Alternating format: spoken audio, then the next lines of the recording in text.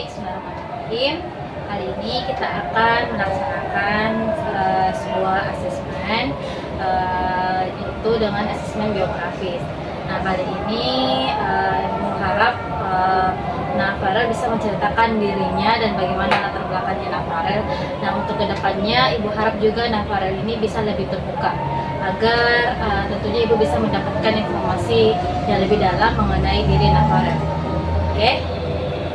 Dan untuk di sini Nafarel tidak perlu khawatir karena di sini kita menjamin yang namanya asas kerahasiaan, yang dimana Nafarel ini apa yang Nafarel sudah sampaikan ke Ibu, insya Allah Ibu akan merahasiakan informasinya mengenai Nafarel. Jadi jangan ragu. Oke, baik, kita mulai ya. Pertama, Ibu juga mau sampaikan kalau di sini Ibu pandangannya ada dua, yaitu Leptos sama Nafarel, karena tentunya Ibu mau mengisi informasi dari Nafarel di tempat ini.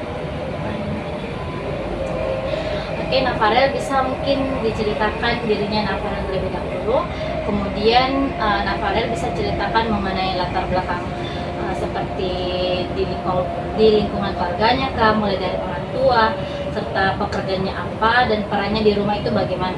Silakan Pak. Baik Ibu, sebelumnya perkenalkan nama lengkap saya Fadel Bramasta.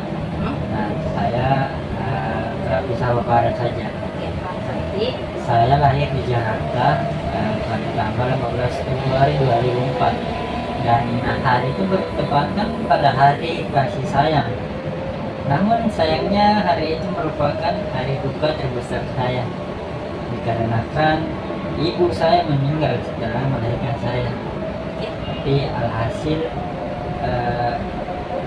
saya tumbuh sebagai anak yatim piatu, dan saya dibesarkan oleh nenek dari ayah saya. Dikarenakan ayah saya sibuk bekerja untuk mencari nafkah dan ayah saya bekerja sebagai petugas keamanan di kantor pusat bank. Nah, saya dua bersaudara. Saya memiliki seorang kakak yang jaraknya sekitar umur 6 tahun dengan saya. Nah, sekarang ia sibuk berjualan online dan ia memutuskan untuk berhenti kuliah dikarenakan biaya. Nah, alhasil dia merupakan tulang punggung keluarga dari kedua saudara saya di rumah kami, dan kakak saya tak pernah berhenti untuk mendukung saya sebagai saya selalu semangat dalam belajar. Dan Jangan ragu. ketika saya lagi down, dia selalu ada untuk saya, sehingga saya merasa ada sosok keberadaan ibu di rumah. Oke, jadi Nafarel ini dari lahir ya sudah kehilangan sosok ibu, tapi alhamdulillah kakaknya di sini selalu mendukung Nafarel, sehingga Nafarel itu tidak kehilangan sosok ibu itu. Iya. Oke. Lanjut pertanyaan kedua, kira-kira pengalaman apa saja yang paling berkesan dan paling membahagiakan yang pernah Nafarel alami? Kalau pengalaman paling berkesan dan membahagiakan itu mengenai sekolah, alhamdulillah saya merupakan salah satu murid yang berprestasi sejak saya duduk di bangku SD.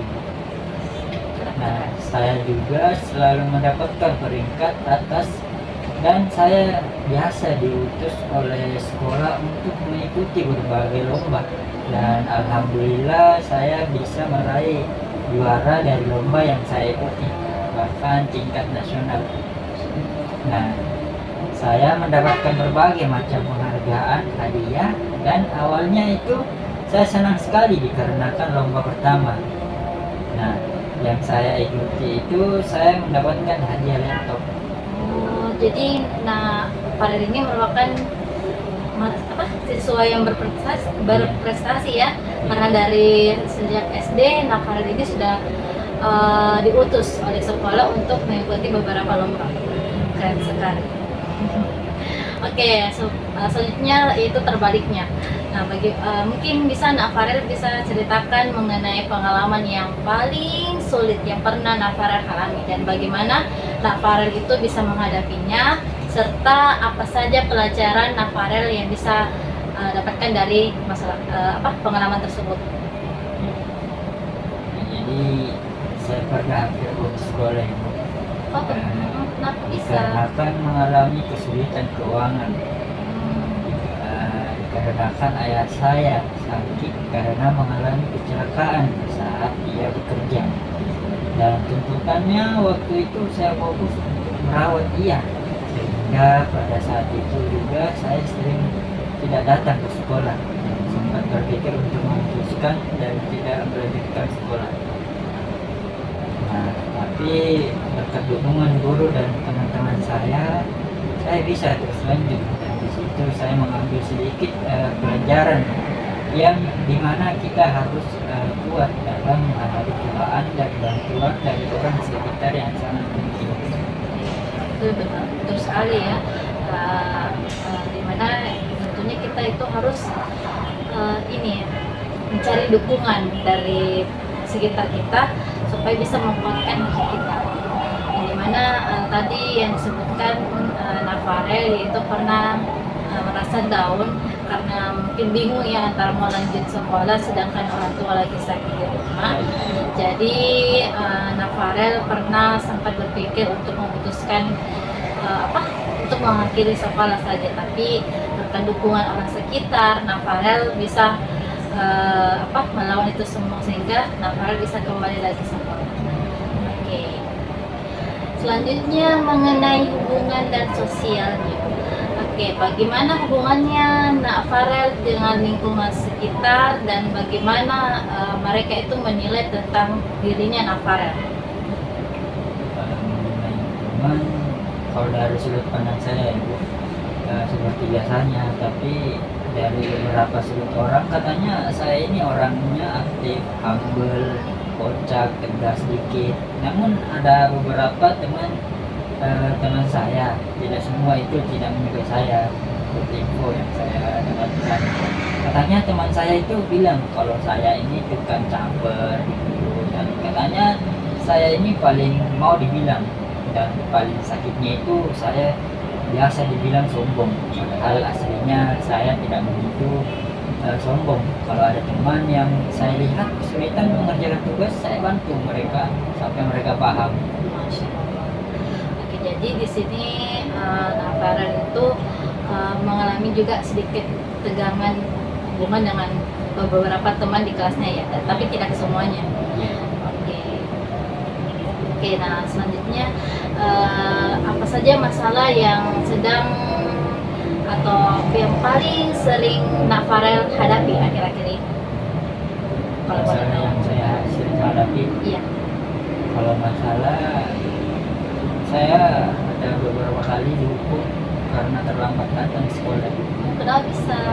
Dikarenakan malamnya itu saya kecanduan untuk coding sampai larut malam. Nah, dikarenakan malamnya saya kecanduan untuk coding, Sering begadang gitu. ya mengakibatkan sering begadang. Oh. Alhasil saya telat bangun dan menyebabkan saya terlambat datang ke sekolah. Dan saya juga pernah beberapa kali tegur sama guru agama Pak Hashim. Nah, dikarenakan itu saya ditegur karena tertidur di kelasnya.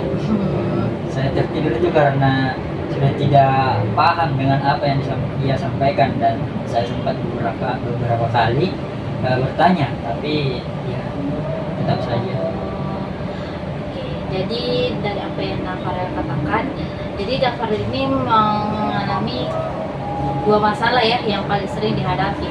Yang pertama itu terlambat datang ke sekolah, dan yang kedua itu karena keseringan didapat tertidur ya di kelasnya Pak Hashim.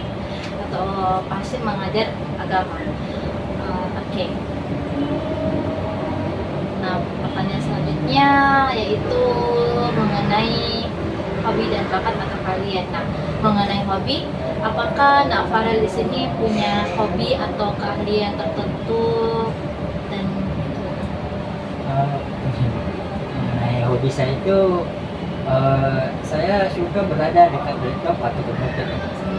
Nah, saya suka membawa laptop kemana-mana, dan untuk bakat atau keahlian saya itu mengenai hal itu, awalnya saya hanya suka dengan pelajaran matematika atau saintek, dan saya juga tertarik dengan dunia IT. Nah, sehingga alhamdulillah saya diberikan kelancaran dalam pelajaran matematika, dan untuk IT-nya sekarang saya tertarik untuk belajar coding, dan sekarang saya juga eh, lagi mencari cara untuk mendalami. jadi Nak ini hobinya suka ya coding gitu. Jadi kemana-mana Nak Farel ini suka bawa laptop kemana-mana.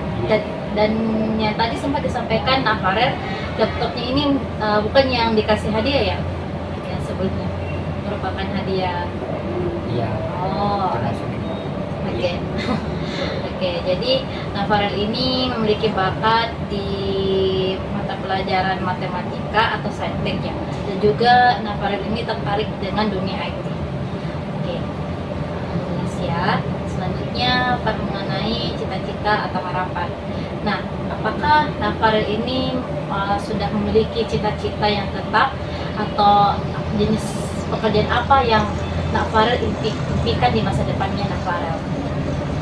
Cita-cita saya itu menjadi seorang data scientist.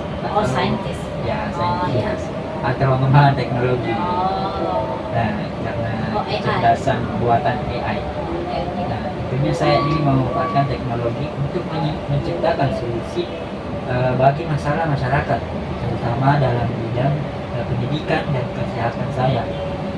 Nah, saya berharap bisa kuliah di jurusan teknik informatika atau saintek atau statistika, Oh, dan suatu hari kontribusi dalam pengembangan sistem yang bisa membantu orang membuat keputusan lebih cerdas melalui data. oh, oke. Jadi cita-citanya ini sangat keren ya. Mau jadi apa tuh? Seorang data scientist dan pengembangan teknologi kecerdasan buatan AI. Ya, tentunya di mana AI ini sekarang yang lagi membantu sekali ya di kehidupan kita sekarang, dan tentunya AI ini pasti terusnya akan berkembang. Jadi mungkin AI ini juga bisa membantu menciptakan solusi bagi beberapa masalah yang dialami oleh beberapa masyarakat. Ya. Oke. Selanjutnya ya kita sudah masuk ke pertanyaan yang terakhir, yaitu mengenai layanan BK. Nah, apakah Nak Farel ini sudah pernah mendapatkan layanan bimbingan dan konseling sebelumnya? Kalau sudah, mungkin bisa dijelaskan bagaimana bentuk layanannya, dan kalau belum bisa juga diceritakan. Sampai titik Bu, untuk sejauh ini belum pernah sih Bu, tapi saya pernah masuk temani teman saya ke ruang BK. Oh, oke. Berarti belum pernah dapat ya? Sebelumnya belum, waktu SMP SD nggak ada? Belum pernah. Oke. Ya. Oke, jadi karena sudah terjawab semua pertanyaan yang Ibu butuhkan untuk asesmennya Nak Farel, Ibu ucapkan banyak-banyak terima kasih ya kepada Nak Farel. Hari ini itu kamu sudah banyak menceritakan, dan tentunya Ibu sangat menghargai keterbukaannya Nak Farel di sini. Dan apa yang Nak Farel sudah sampaikan ke Ibu tentunya itu merupakan hal yang sangat berarti, dan membantu saya untuk mengalami diri Nak Farel lebih dalam. Oke, saya ucapkan terima kasih, dan kita akhiri sesi asesmen kita hari ini.